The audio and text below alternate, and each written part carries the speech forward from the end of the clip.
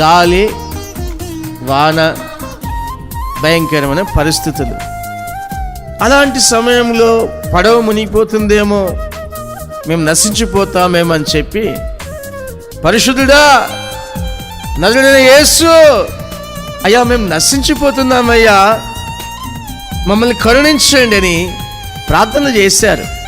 వెంటనే వారి మొర ఆలకించి గాలిని గద్దించాడు, ఆ సముద్రమును నెమలపరిచాడు.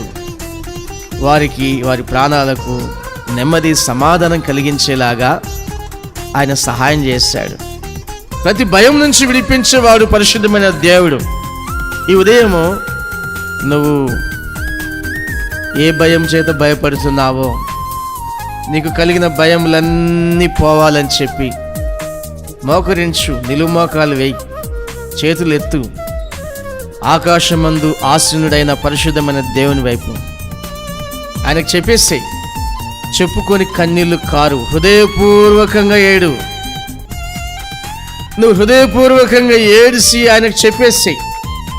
వెంటనే ఆయన హత్తుకుంటాడు, ఎత్తుకుంటాడు, నీ జీవిత ప్రయాణాన్ని ముందు కొనసాగిస్తాడు. నీకున్న భయములన్నిటి నుంచి విడుదల కలగజేస్తాడు. గొప్ప కార్యాలు జరిగించేవాడు ఆయనే.